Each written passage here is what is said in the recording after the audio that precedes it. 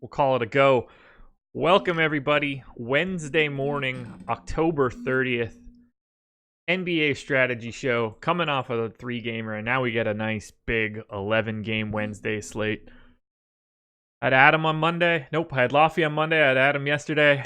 I've got Salvetri here today, even though this overlay still says ship my money. So let me flip that out. Sal, what's going on, man? Morning. What's going on, Josh? Yeah, good morning. I'm excited. 11-game slate here. Yeah, like you said, it just goes back and forth with the small and the big slates. It's sort of it's kind of nice. I want some balanced slates.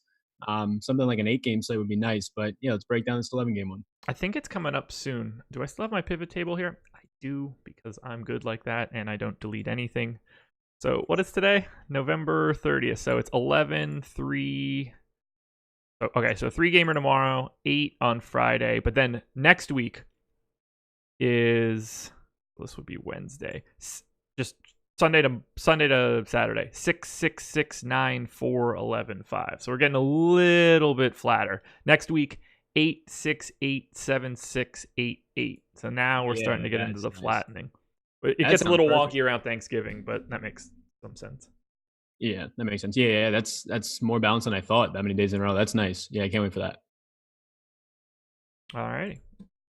Well, got a lot to talk about. So we don't want to drag our heels too much. 11 games is a lot to get through. So let's start here. Last night's slate, 3-gamer. Hope you had Anthony Davis.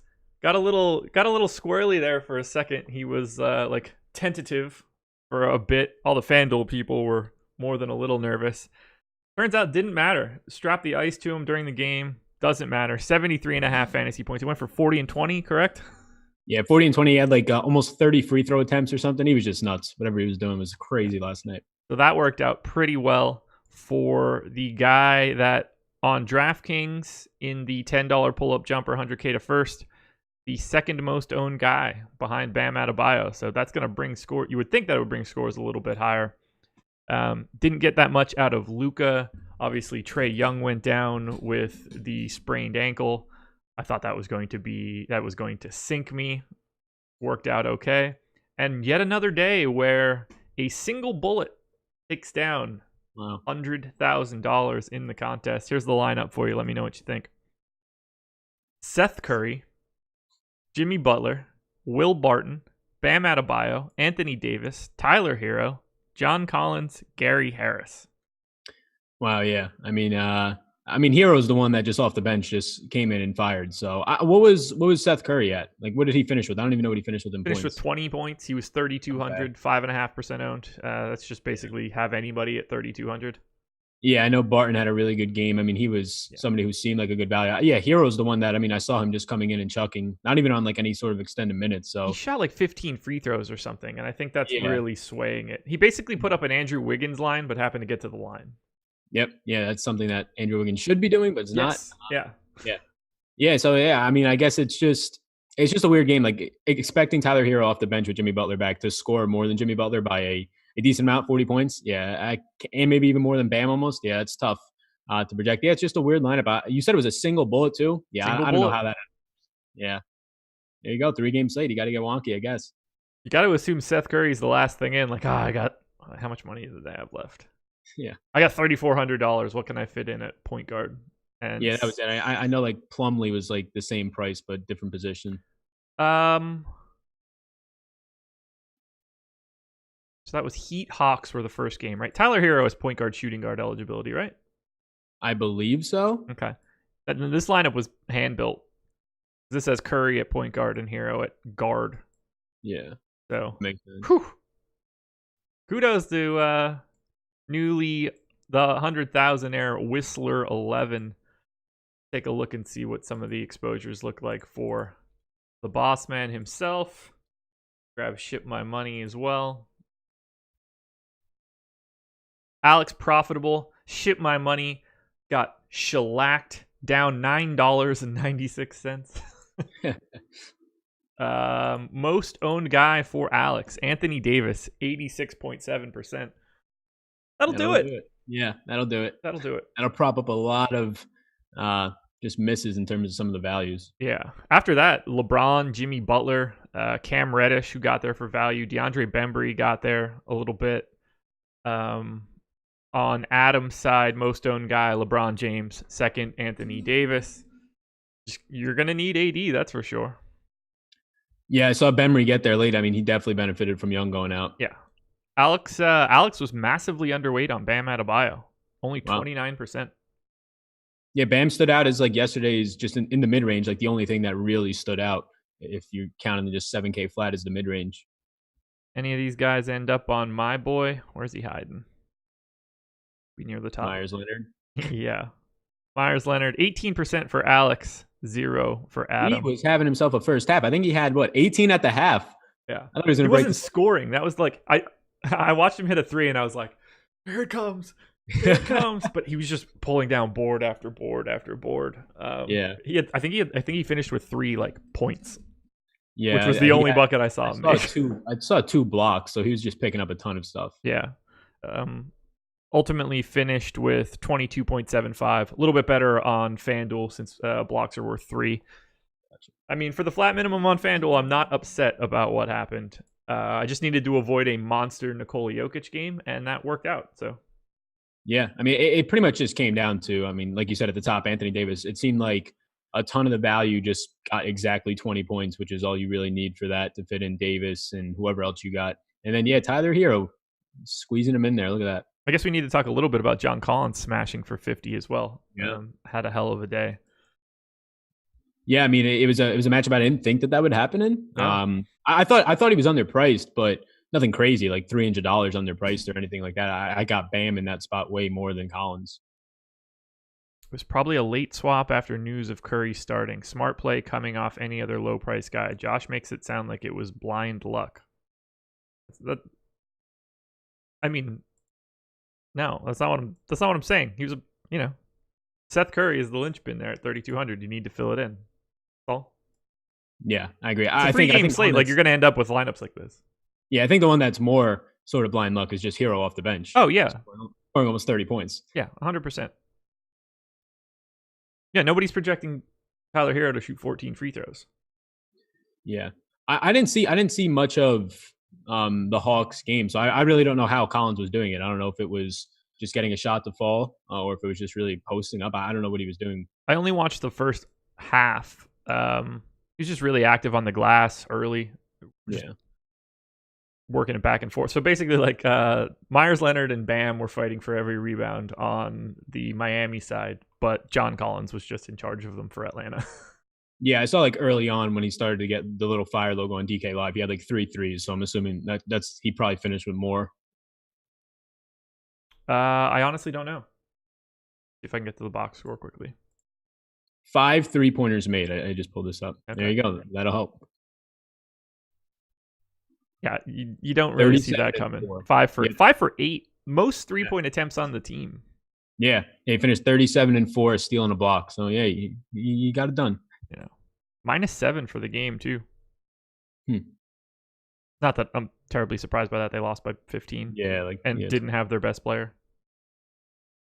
Oh, craziness though. Kendrick Nunn, 17 points and nothing else. Butler got to the line 15 times. Bam shot 10 free throws. Tyler Hero, though, 12 of 16 from the line. Like, that saved it right there. Otherwise, it's just going to be a pedestrian day. Yeah, some of the other value, I know Danny Green scored like 10 points. I had a good amount of Danny Green last night. And then somebody else just really fell flat on their face. I think it was Jay Crowder. He was somebody that a lot of people were going to have. Didn't even hit 20. What do we got here? Danny Green. Yeah, 19 minutes for Danny Green. Yeah. But again, they won by 29. Wow, Memphis was leading after the first quarter. So the third quarter, Lakers put it on them for 19. I was long since asleep. Yeah, I was too. I was just like checking the Anthony Davis stuff, and then I saw it. Thankfully, it was like 5 minutes later they said he's going to play. Yeah, I was just. What was I finishing up? Oh, I was producing the golf show, and someone mentioned that AD was like a game time decision, and then Adam messaged me like, "Awesome, AD might be out," and I was like, "Cool. I can I don't have to pay attention to anything." And then like 5 minutes later, it was AD is in. Yeah, they were cool with Luka that took one. a huge dump on 57% of the lineups. Yes, he did. Yeah, he had a relatively pedestrian day. All right, well, let's get into this. Shout out to the sponsor, Yahoo Sports. They are the presenting sponsor of this show, of the Deeper Dive, which is at 4:45 today. We've got the 11-game slate, so the boys will be starting a little early. And then of the Early Bird podcast, of which I was on last night with Dan Strafford. If you want to learn a little bit more about Yahoo, go check out Emacs Cash Building Blocks article. I've got it pulled up on the screen right now. I just also dropped it into YouTube chat. At the top of the article, you can find some information on how to sign up. You could use the promo code AWESEMO and get up to $30 in Yahoo Sports rewards points. It's just a great place to play. I am like 95% done my Yahoo section. I have added them to my copy sheet in my workbook, so I'm almost there. Just have to finish off the last spot. I think that I'll be able to play there tonight, so that'll be site number 2 for me. They've got the 25K baller going in the NBA today. That's a $10 contest to get into. NFL, they've got the $250,000 baller, 25K to first, also a $10 entry fee. You can do 150 max in that one. CSV edit, CSV entry, it's all there now. But they do still have a lot of contests that are 10 max or slightly smaller. They've got price ranges up and down the list, so you can find something for any sort of bankroll size. And I think ultimately it's going to be a softer site to play on. If you're not playing a ton of volume, I would be looking at a site like Yahoo because I think it's going to be more beneficial for you. And if you want to sign up at Awesemo and get access to all of the content that we have to offer across basically every sport, you can get Alex's game plan live streams that are for subscribers only just about every day at 4 p.m. We've got a lot of content coming out right now, and I highly recommend you come check it out. Alex's projections, rankings, the industry best ownership projections.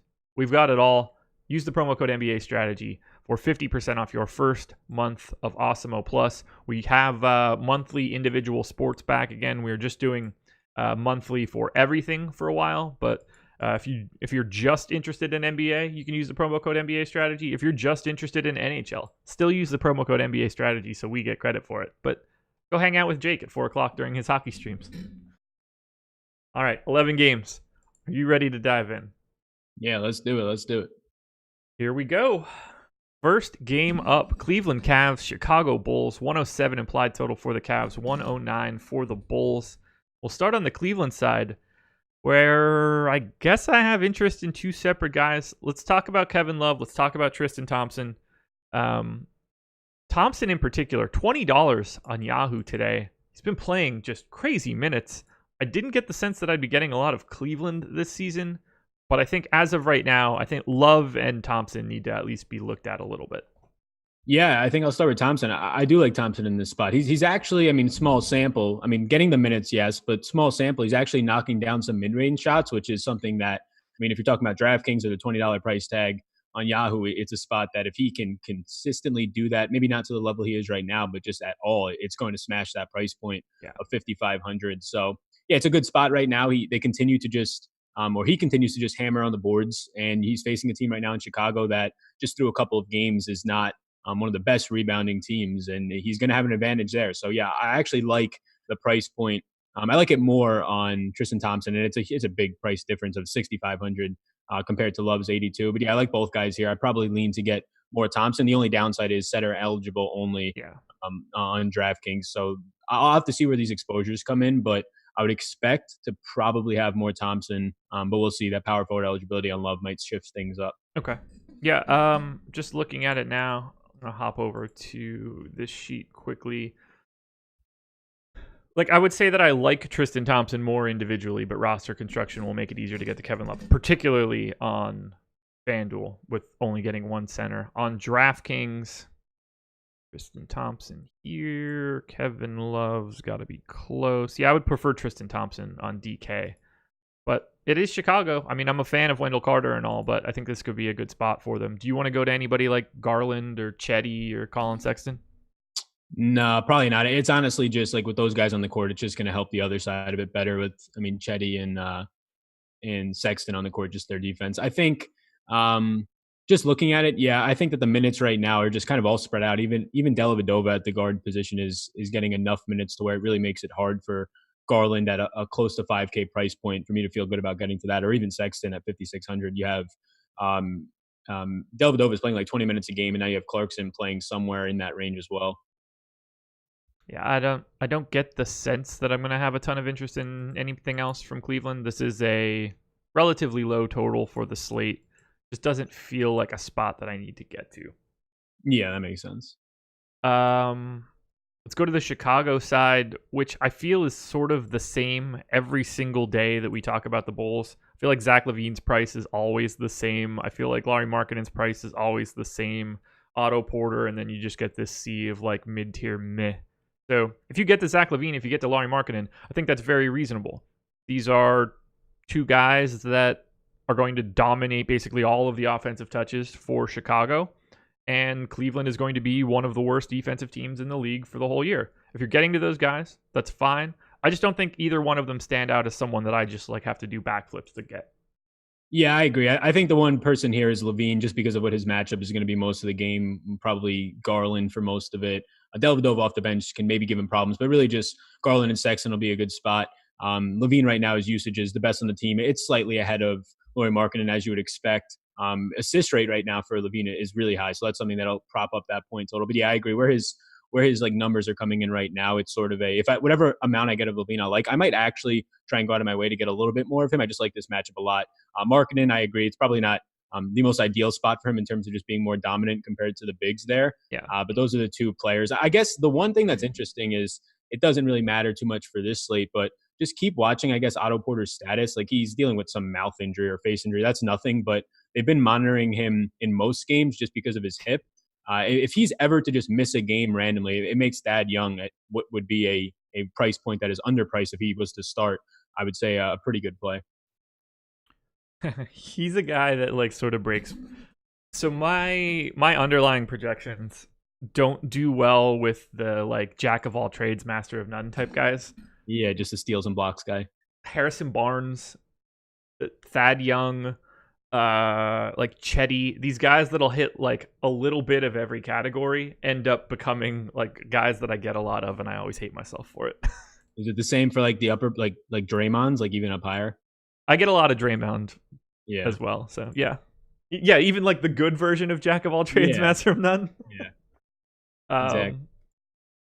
What else do we get? Like Otto Porter, another good example where he's like in the mid tier. He's gonna hit a couple different categories and then ultimately be. You kind of need those extremes sometimes.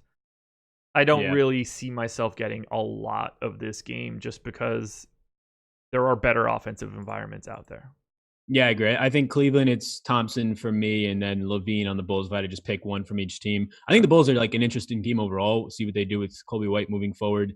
It's just a lot of players in these rotations right now getting minutes. Yeah, White. I think White's numbers have been like steadily declining over the 3 or 4 games that they've played.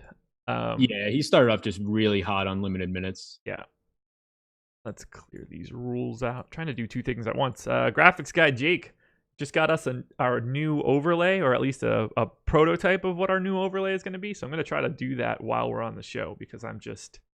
I like that. I got it up on another screen. I could check it out.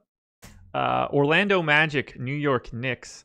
Magic 109.25 implied total. Knicks 100.25. So just to be clear here, at the fastest time of the year, when everybody is playing pace up, the Knicks are almost under 100 points projected for this game in October. Yikes. Not great. Not great at all. And I mean, I have it right now that they're actually like playing at a decent pace. Like they're actually pushing the ball too. So that's what's even more surprising. I know that Orlando's going to be a team that doesn't play as fast. But yeah, it's just two slower or historically slower teams. And really it's just the players on these teams for the Knicks.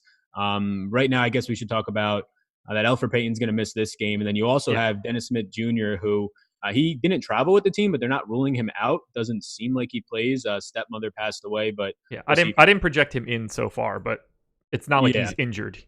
Yeah, so yeah, exactly. So if he doesn't play, there's a really good chance like RJ Barrett's going to be starting at point guard with Frank Ntilikina. I don't even know what's happening with Kadeem Allen if he's even with this team. He continues to be like questionable. I don't have him projected right now either. Should I try But to get my sources? Should I try to find somebody? He's from Wilmington. oh wait, really? Hmm. His family lives there. Yeah, maybe. I don't know. It could be something. I mean, he's what like minimum price right now, 3,300. Yeah, Um, yeah. So I mean, if Barrett starts wherever Barrett's going to be, he's going to play a ton of minutes. This just helps him even more for just overall usage. Right now on this team, in terms of his like offensive usage right now, he's right behind Randall, so he's getting a lot of usage. It's a spot where he's scoring off of a lot of assists, but he's also driving. He's finishing at the rim in some of the top percentiles. So yeah, I like RJ Barrett. I think the price point isn't reflective, even if Alfred Payton was in. I think you're going to have a lot more usage here. The only problem is he's facing Orlando, so it's going to be a tougher matchup. But Barrett's the one Nick that stands out. I will say that Mitchell Robinson was on pace to play 28 minutes. He played 14 first half minutes last game, and then he got 3 fouls in like 3 minutes to start the second half, which made Bobby Portis Jr. see a lot of time. Bobby Portis Jr. was on pace to play 20. So I have that projected right now, 28-20 for Robinson. Again, a tough matchup, but I think it's a spot where people will probably think he plays less. You can say 26-22 even, but I think people will put him still around the 20-minute mark. And I don't know if that's the greatest, but it's still a terrible matchup. it is. This is just a really rough game. Orlando solid defensively. Um, if RJ Barrett's going to play all 48 minutes or something, it might be valid. Yeah. The guys that I'm liking here, I like Vooch pretty much across the board, but predominantly FanDuel and Fantasy Draft. I just like he's a really skilled offensive player that could be tricky for Mitchell Robinson. He could be finding himself on the bench pretty promptly, and if that's the case, Vooch is going to abuse anybody else that tries to hang with him, at least from an offensive standpoint. So I think that there's some viability there, other than the fact that this is just a low total game. Then on the Knicks side, I think Portis is at least mildly in play, sort of for the reasons that I just talked about. He might just have to play more. And, maybe they try to reward him after going ham in the last one. Who knows? I don't. It's hard to read into anything that the Knicks are going to do. Yeah, I agree. I think I don't know what was happening in the third quarter of the Magic's last game, but Vooch, the game didn't end up in a blowout. It might have been at that point, but Vooch doesn't play the last. Definitely not something that stands up. But I'm trying to find out where these minutes go. But Vooch doesn't play like the last 15 minutes of the game. Probably just a fluky thing, not to look into too much. But yeah, that's like the one thing that stood out from their last game to me. But I agree. Like Vooch on the Magic side is the one piece that stands out. The rest, like the guard position, is just so many rotating pieces through it. You're going to get 30 minutes out of Aaron Gordon playing the three. If you want to go there, you have to rely on his shooting, which doesn't feel that comfortable. So yeah, I think that's it. Jonathan Isaac's just kind of a player that's there. I don't think I get much of him really ever. And when I get him in the single digits, it's not something that I look at twice or really anything. Whatever I get, if it's like 5%, it's fine. Slowly working on that new overlay. It's looking good. Let's move on to Philly now. Philly and the Timberwolves. 115.5 implied total for the Sixers. 109 for the Wolves. A lot of value popping up for me on the Sixers side for basically the five guys that matter, and then a lot less interest for me in the guys that don't, which makes me kind of think that I have everybody over projected for the Sixers. If I have to pick one, I think that Tobias Harris stands out the most just relative to salary. What do you like from Philly? Because we've got basically five guys with a pulse.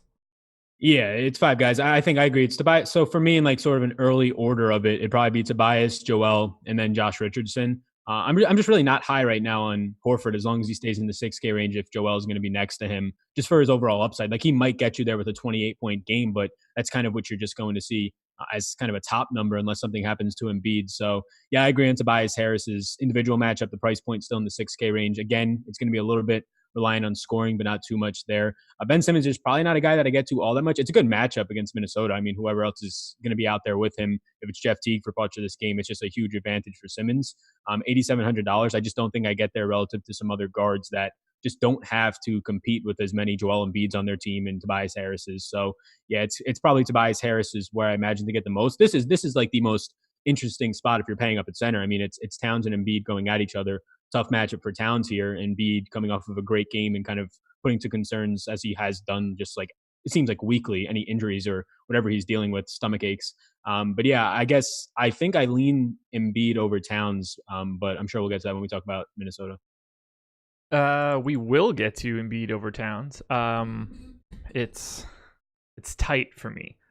On the surface, I like. It makes more sense to me to like Embiid because Towns has to face Embiid, and Embiid gets to face Towns, and a little bit of defensive disparity between these two guys. But data-wise, Towns is the guy that's popping for me right now. So it is a piece that I'll want to dig into. I clearly like them both. Towns has been playing out of his mind. Josh Richardson is the guy that's like really making me struggle with how to project him. He's popping very hard for me at 6K on FanDuel, 5,300 on DK, 10.9 on Fantasy Draft, 19 on Yahoo. I'm having trouble teasing out Miami Josh Richardson from Philly Jay Rich. And I don't really know where that's going to land. It's just going to have to be, he's going to be one of those guys that I have to keep a close eye on. Because if I told you that Josh Richardson was 5,300 on DK last year, you'd have been like, oh, I'm going to have 90% because he's everything. Now he is a piece of a much bigger machine. And at best, the fourth option on the team? Tricky. Yeah, exactly. And yeah, I agree. He's like the fourth option. And like he's still doing the same stuff well. He's shooting like a short mid-range and a mid-range shot perfectly fine. He's not really assisting like he didn't do, except now he's just not having nearly as many opportunities. Do you anticipate getting a lot of Philly? Probably. So this is a team similar to last year. Maybe Butler there, but I mean, bringing in more pieces, it's kind of the same for me. Like it's just a team that kind of cannibalizes all of its similar upside. Like Embiid, I'll usually get to, and Harris, as long as he stays like below a 7K price tag, is going to be somebody who's attractive. And that's probably it in pieces. Yeah, I agree. Like the Town side of it, he's like the entire offense. So it's sort of like volume over efficiency compared to Embiid there. It's probably something I have to look at more because I mean, I know this guy's like steals and assists are just going through the roof right now, and I probably have to adjust that. Okay. Let's talk about the Minnesota side. Got Towns, Wiggins, as per usual, a guy that I just generally hate playing, but end up playing more than I want to. Little Jeff Teague, 6,100. Little Bobby Coves, revenge narrative alert here. Do we even have to say anything about that? Like, do you want Towns against Embiid? Yeah, so that's the part that's scary is definitely the matchup. The price point is fantastic, and it's just at the end of the day is, I mean, can he stay out of foul trouble on the other side of this? And he's improved his defense, but can he kind of hold up with Embiid on that side enough to it doesn't impact his offensive game? So I guess the short answer is yes, I do. It's just a matter of how much. Like he's doing everything for this team right now in terms of his averages. I don't know if you saw somewhat off topic, kind of his Halloween costume that he sent a video out last night on Twitter. I didn't. It's the Joker, and I think it's a Joker, yeah. And wait, Embiid? No, Towns. It's absolutely. How many people went as the damn Joker this year? I think it was the Joker. I'm like forgetting now, but no, it was. Yeah. Wall and Beal also Joker. Really, this one was like a little spooky video we posted, and it was very good in terms of the overall like outfit of it. Yeah, it was the Joker. Okay. But yeah, I want Towns. It's just a matter of how much I'm going to get to and how much I kind of weight the matchup. And I think that's what everybody's going to deal with. I probably will boost some of his stuff a little bit more because he's getting just really active in the steals department and his assists, as he's always kind of been a center who can pass. They're going up a little bit more now. It's just a matter of like, can guys like Andrew Wiggins hit their shots? Yeah, right now Wiggins, Towns 11.8 on FanDuel, $600 more expensive than Embiid. He's $100 cheaper than Embiid on DK. $100 more expensive on Fantasy Draft, and then a full $7 more expensive on Yahoo. So definitely preferring Embiid on Yahoo, where they have the biggest gap. Ultimately, center's loaded. Towns, Embiid, Drummond, a discounted Vooch, Whiteside, Miles Turner. It looks like he might be my favorite guy of the entire day. Tristan Thompson, there's just a wealth of center options. So be careful. Anybody else you want to touch on in this game? No, I don't think so. I think that it's just a really tough matchup for a guy like Covington, whose minutes don't seem all that stable against Horford. Not something I really want to get to. And I think you could do better than Jeff Teague, who should probably stabilize around somewhere like 28 minutes. But it's just not the greatest of matchups for him either. So really tough defense all these guys are going up against. The one guy who's like the outlier is Towns. So yeah, nothing else for Minnesota stands out. Okay, perfect. Boston now. Celtics and Bucks. Much different game than this would have been a year ago. 110 implied total for the Celtics, 112.5 for the Bucks. Let's start on the Boston side because they've got the just sea of dudes. Should see Daniel Tice back. Kemba, 8,400 on FanDuel, 8,300 on DK, 15-1 on Fantasy Draft, and $36 on Yahoo. He's grading out really, really well for me as of right now. And this is just my first pass, but he feels like a point guard, or he feels like at point guard today, a guy that I'm going to have a lot of just because of his price. There's a big gap between him and everything above him. Kemba's at 84. Next closest guy is Ben Simmons at 9,500. How do you want to handle Kemba, or if there's a guy on the Celtics that you really like, who is it? Yeah, so I like Kemba at the price point that he's at relative to other people, like you were saying. He's been shooting the three well. He's not turning the ball over, some things that we're used to from Kemba. Yeah, and his price point just continues to kind of stabilize around a spot where you need just what is almost a normal game or an expected game in like the high 30s, right around 40 points for it to not kill you. So yeah, I like Kemba in this spot. It's a tough matchup, but I think it's one where he has the advantage here over a guy like probably Bledsoe, who covers him for parts of this game, George Hill at times. So tough overall for the full whatever you get out of Kemba today in terms of like a 32 minutes or so. But it's a spot where I think he excels over those types of guys. And then, yeah, the rest of it, it's a sea of guys. I think Jaylen Brown is still underpriced for the type of ceiling that he can show somewhere in the 30 or 40 point range. So it's probably Kemba and then Jaylen Brown. I might get more Jaylen Brown. I've been getting a lot of Jaylen Brown this year. Okay. And I think it's just really a factor of his price point. Tatum has been priced up a little bit now, definitely since where he opened up the season. He's still getting great minutes and he's been producing. So that's like a guy I'll probably get to third. And it's really just the difference between Brown and Tatum is the $1,300 in price. I kind of like Marcus Smart today. Okay. 5,200 on FanDuel, 4,500 on DK, 85 or 8,400 on Fantasy Draft. I'm not entirely sure what's driving this because other than minutes, I guess I have him in for 29 right now. Just looking like a value play in that mid tier. He's a shooting guard on FanDuel, which is generally a place that is devoid of any legitimate talent. I can see myself getting to a handful of Marcus Smart. He's standing out to me as the guy that I want behind Kemba.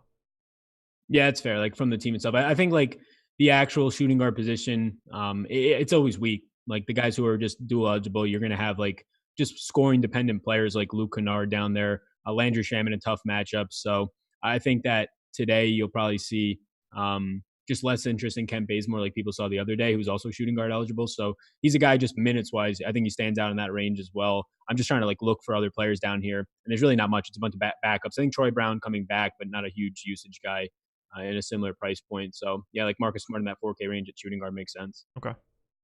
Let's go to the Milwaukee side. Going to be a little bit different of a Celtics game for Giannis. Normally, Al Horford was on the other side for 36 minutes of making his life a living hell. I don't get the sense that that's going to be the case unless you think that Semi Ojeleye is going to play 30 minutes and be like the saving grace here. But there's probably going to be a lot of Jason Tatum, which doesn't seem like a very fun task. What do you want to do with Giannis? 11-6 on FanDuel, 10-8 on DraftKings, where I believe he is the most expensive player on the slate. Yes, he is. 19,000 on Fantasy Draft and $54 on Yahoo. A 10-8 price tag on DraftKings just simply isn't that high. Yeah, it's not high. And you could say that honestly about probably like the top 5 or 6 price guys on DraftKings right now. There's a lot of guys who are underpriced. Yeah, we know Al Horford, this is going to be a much better matchup for Giannis. And honestly, like not even just at the 4 itself, like when you consider he's going to be finishing at the rim a ton, you might have Daniel Tice back. That's not scaring you. You probably have Robert Williams. They want to put out there a little bit more, I would imagine here. That's not scaring you. So yeah, like you were saying, it's Gordon Hayward and it's Jason Tatum at the 4. So it's a good spot for Giannis. It's just a matter if you want to pay for it. I probably do, but you have a slate where James Harden's underpriced right there. Russell Westbrook's probably underpriced. Then you have some of the centers. So if you're paying down at center at a loading position, like we kind of hinted at earlier, it makes it easier to get to Giannis today. And then we do have some value opening up, but I imagine we'll have more by the end of the night. Giannis is probably going to be a guy that I'll prioritize as one of my top 3 interests, and kind of differentiating between these Houston guards is going to be determining how much of Giannis I get. That makes sense to me. Yeah, the Houston guards are going to be a little tricky. That's what happens when you play Washington. Yeah, exactly. As for the rest of Milwaukee, I mean, I know that I was the George Hill whisperer 2 days ago or whenever that all happened. Him going crazy in 19 minutes, not at all how I was drawing that one up, but, you know, I'll take it however I can get it, and we'll just say that I'm a genius. Don't really feel the same way about George Hill today. Yeah, there you go. That's actually the side you want to be on too, more times than not. So I feel pretty confident you're going to get that one right too. Um, I'm trying to see. Yeah, Milwaukee. I mean, they're continuing to play just super fast, so that's going to help. A decent total, 112.25. Yeah, I mean, it's just a good spot for Giannis. And then like the other players on Milwaukee, just nobody stands out after that. I mean, you're always going to have a guy like Middleton, whose price is actually coming down now, which is a little bit nicer. Yeah. But 6,800 is really a spot where if you get to it, it's fine. He has tougher matchups for where he'll be playing. Bledsoe doesn't stand out. It's just tough to want to get there after that on an 11 game slate. Keith Mason, when did Al Horford become the Giannis stopper? Then a bunch of stats and stuff. I'm not saying he's the Giannis stopper. He was just tasked with guarding Giannis for large swaths of these games. Now they have to do something different, is all. Yeah, it's just like he, even if he doesn't full on stop the guy, the difference between Al Horford to Jason Tatum or like you were saying, Semi Ojeleye is just a huge gap when it comes to defense. Yeah. If Tatum is putting out that much effort on defense, he's less likely to be involved offensively. Whereas if Horford is putting out that effort on defense, you're okay with Horford still running, passes from the elbow. Yeah, exactly. And that's like all he was doing in those games. Yeah, that's just a big thing. It's like the drop off of it. Like if you have Horford out there, we feel not less, I would say a little bit less confident in paying all the way up for a guy like Giannis. Yeah. It's just opened them up. They're not as deep in terms of guys that can line up against him. They're one short of that now. Yeah, exactly. And Giannis has been playing, I think, just fine minutes, like normal minutes, right? It's just right around his 30. He had the one that broke out that went to overtime, though. All right, yeah, that makes sense. Yeah, I have him in for 33 here. I'd be surprised if I got a lot. Small forward always just shakes out a little weird, but I expect to be paying more for Harden, and then for the just sea of centers. Yeah, and that's like the piece of it.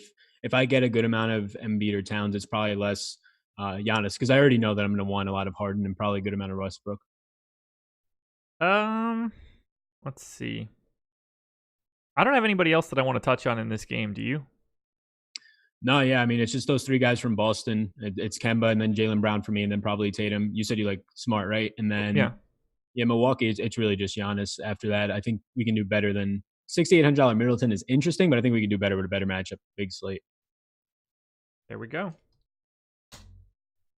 Brooklyn Nets, Indiana Pacers, 111.5 implied total for the Nets, 108 for the Pacers.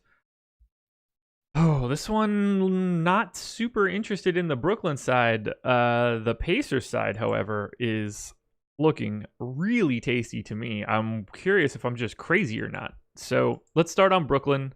We've got Kyrie at 10-2 on FanDuel, 8,700 on DraftKings, 16K on Fantasy Draft, 45 on Yahoo.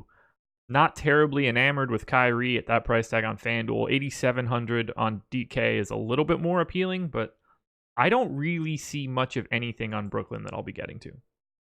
Yeah, Kyrie, I'm probably not going to get so much just where he's priced. I mean, Kemba's a little bit cheaper, and then you have just a sea of 7K guys that even guys like Levine and Lowry today, I probably will have more interest in point per dollar. And then you just pay up and you have some of those. You pay up a little bit more, but not too much, less than $1,000 you get to Westbrook. So that's probably a spot where I'll come in there. Yeah, on Brooklyn, it's probably just Dinwiddie. If he continues to see these types of minutes, and he's been shooting really well, so that's probably something that can lower it a little bit. But Dinwiddie's price point, I don't think it's come up enough for what he's been doing out there for the past couple of games. Again, probably coming off the bench, 6-man. You're going to get more times than not him to play 25 plus minutes. So if he's just shooting half decent, and he hasn't been shooting at all great from three. So if that kind of comes around a little bit more after he's been productive for the last two games, picking up some peripherals, that's probably a spot that I would get to Dinwiddie a little bit at 5,200. It's just worrisome because I just hate playing players off the bench, but he's just a piece of this offense. So 5,300 or 5,200 with shooting guard eligibility, I'll be fine getting there. That's like the only thing that stands out though on this team. I don't want to touch anything at the center position. It's just going to be a great matchup for some of the bigs on Indy. Yeah, let's get into those bigs on Indy. Sabonis 8,400 on FanDuel, 79 on DK. Turner 7,400 on FanDuel at center, 7K on DK. Those two guys are flying off the page for me. Turner in particular, 7,400. I've got him in for 36 minutes. He's been playing a ton so far this season. I fully expect to get a lot of Miles Turner. I fully expect to get a lot of Sabonis. TJ Warren looks pretty good to me, even though he hasn't been great for Indiana so far. Malcolm Brogdon seems perfectly viable, 8,200 and 7,300. If Jeremy Lamb is healthy and playing in this game, I don't even hate going to Lamb. I just like a lot of Indiana. I think this is a big time pace up spot for the Pacers. I think they could take advantage. What do you think? Yeah, I think the pace up spot is big. It's differentiating between Sabonis for a little bit more because you can wiggle him into power forward spots and Turner. I do like Turner more for the price point. It's just a matter of how much he pops up. Lamb practiced on Tuesday. They expect him to play, but still listed as questionable. I mean, Brogdon's usage is just insane. I think it has to come down, maybe with Lamb coming back, missing a couple of games, but he's never been a guy to just steal a ton of usage when he's on the court with other highly productive players. So, I mean, Brogdon's usage, at least where I'm seeing it right now, it's in the 30% range, which is just unreal for a guy who is capped up as like the third or fourth option on Milwaukee. So his price point's coming up now, 7,300. But just the way that these guys are able to score, and now the matchup against Brooklyn where nobody's really scaring you, especially if Allen's going to play more minutes than DeAndre Jordan in this game, just nobody's scaring you. It just makes it easier for Brogdon's assist percentage to stay up and a lot of those usage numbers to hold still for at least one more game. So I like Brogdon at the price point. I lean Turner over Sabonis, but like you were saying, they're both in great spots. Just a $900 savings. And the minutes that these guys are playing are ridiculous. Like last year, you were hoping to see, based on them playing behind each other or Sabonis playing behind Turner, you were just hoping to get like 30, 32 minutes out of Miles Turner. You thought you would have a great game out of him. And he was priced at 6K then, but now you're getting 38-minute games out of this guy on like an average basis. Sabonis, when he's not in foul trouble, is playing like 38, 36 minutes. So it's through 3 games, but you're just getting so many minutes for bigs that are productive in a good spot. So yeah, I like both of these guys. I'm going to end up with a lot of Indiana. Based on my pace numbers, I have Brooklyn at the top, number 1 in pace. I have the Pacers dead last. So this is as big of a pace up spot as you're going to find. Yeah, is that's going off of this year, or is it like just so historically? it's everything from this year is going to be weighted the most, but that's that still like tracking back to last year. So there's like, it's a little grainy, but at the same time, yeah, the weights for the games that have happened this year are the primary weights. Yeah, I mean, you still have guys like Turner. He's continuing to be up in the higher percentiles and blocks and things like that. And the more he stays on the court, just the more he's going to do it. And he somehow just avoids foul trouble. Yeah. This guy. So it's a play that you could feel safe about in a big. And yeah, I'm fine with the price point. Where are they legitimately in pace? At least on got Basketball Reference here. Yeah, I have Brooklyn 9th, Indiana 29th. So that'll work. Yeah, I mean the teams. It's 3 games in, and like you said, it's where like you want to just be sprinting at the beginning when you can, and everybody's healthy. But they're playing at some insane pace right now. Some of these teams. Anybody that we didn't touch on, either on the Brooklyn side or Indiana side? No, that's about it. I think just Lamb coming back. I mean, Sumner's also injured, and he probably leans more. He's a game time decision, which would be the backup to Lamb. It seems like Lamb will probably suit up today, so. Yeah, nothing else really stands out. I think that the call on TJ Warren is good. There's so many guys on this team that can produce in this spot. I'd probably rank it right now, Turner, Brogdon, and then Sabonis. But it's like me putting Sabonis third is no like any indication that I don't like the guy. It's just these guys are in great spots for their prices. Sure.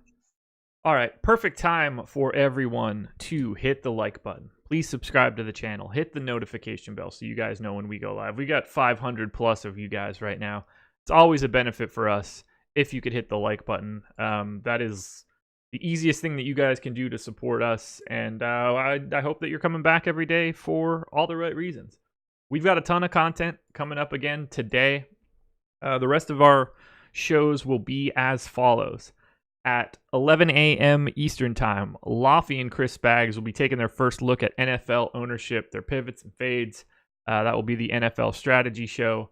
4 p.m. Eastern, Jake Hari will be doing the NHL Strategy Show with Nolan Kelly. That is at the same time as Alex's Game Plan show behind the paywall. So check that out if you're interested. I highly recommend you use the promo code NBA Strategy if you haven't signed up so you can come check out Alex's show. I tune in every day. There's like little tidbits that he drops where he says it in passing and you just realize that it's going to change your day. And that's happened pretty regularly for me. We've got the deeper dive coming in early, 4:45 Eastern, Adam and Laffy. And then you stay on the same stream. Get ready, YouTube people. Gonna be happy tonight. Myself, Fast Eddie Fear. Fast Eddie is back on for tonight's big time 11 game slate. So tune into that. And then you'll have the Early Bird podcast up tonight with Adam and Emac. Check it all out. That's a full day. That's good. And this is kind of light too. I think we had like 3 more shows yesterday as well on top of everything that we just You're did. At work right now. Why even take your headphones out? Uh-oh. You don't have to. It's the Awesemo TV station. It's pretty cool. It never stops. Never stops. Nice. Trust me. I'm back here like, oh wow, we have another show going right now. People love Eddie. I love him too, but yeah, I see it all over Twitter. It's great. Fervent fan base there. Yeah, if he's not on the late night show, whoever is it's just like, what's this guy doing here? Well, he is on tonight. That's good. Just to let everybody know, he is on again then on Thursday. He's going to be off on Friday. Just be prepared for this now. He'll be on Saturday and Sunday, and then starting next week, he'll be Tuesday, Wednesday, Thursday. And that'll be moving forward. So have fun with that, guys. There you go. All right. We are making pretty good time. We are up on the next game now. Toronto Raptors, Detroit Pistons. Dwayne Casey revenge narrative? Are they going to give him a half a ring? They're going to give him a ring pop or something for that title? You got them most of the way there. Give him a couple of handshakes tonight. There you go. 110.25 implied total for the Raptors. 101.75 for the Pistons. We'll start on the Raptors side. $8,600 Pascal Siakam on FanDuel, $8,400 on DK, $15,700 on Fantasy Draft. Siakam, as of right now, is hiding. Oh, yeah. I totally forgot that this is ridiculous. Yeah. Forgot that he's a small forward on FanDuel. I was like, man, I can't find him anywhere in the power forward section. So he's 8,600. Kawhi is 10-3, Giannis 11-6. I think getting to Siakam at that $8,600 number is a really easy spot to save a little bit of salary at small forward. I don't really think that there's much on the Pistons side that's really going to be slowing down Siakam. How do you feel about Pascal? Yeah, I mean, where you said it on FanDuel is a small forward. I'm sure the gap and just the other options there aren't great at all. Especially, I mean, you still have like guys like Paul George injured. So yeah, that seems fine. I think it's an interesting spot because this is like the total opposite. Detroit's a team that's allowing like top 5 points in the paint. So yes, that's going to help Siakam a lot. A guy who continues to elevate his game this year. And I still don't think he's priced accordingly. I think he's a 9K plus player probably in a couple of weeks or so. So if you want to keep getting to him, that makes sense. You're still buying him, at least in my opinion, at a lower dollar. The guy I want the most here though is Lowry, who just continues, and we saw it all year last year. It was a plug and play spot whenever Kawhi wasn't there. He continues to just be producing, and the price point doesn't change on him. No Reggie Jackson, which I mean, even if he wasn't in, it's not swaying me any. But if you're gonna have Tim Frazier, undersized, Derrick Rose guarding Kyle Lowry, I'll take that. It's a spot where I just don't think his price point has really come up at all in the last couple of games. It hasn't moved $100. So Lowry's the number one option for me there, and then I'll get to Siakam. It's like a tale of just two different ends where Toronto's allowing no points in the paint, and that's all that Detroit is doing right now. Oh, God. I hate this Raptors team. Just because they're, like, good. You know, it's really hard.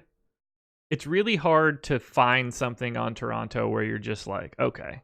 Because now, you know, Van Vliet's price is up. Lowry is whatever Kyle Lowry is. You know, like, I like getting pieces of Toronto, but now they're kind of just a well-oiled machine. They're like Spurs East or Spurs North. I guess that would be the better way to do that. Yeah. And that's always great, but like it makes for a really difficult time in DFS. Yeah, that's fair. I think they're all priced like that though. Like Fred VanVleet, he's been, I mean, since that first game when he was just underpriced and he just shot incredible. He shot like 67% from the field or something. He's been terrible since in terms of shooting. So if you want to play from the other tail for him, it's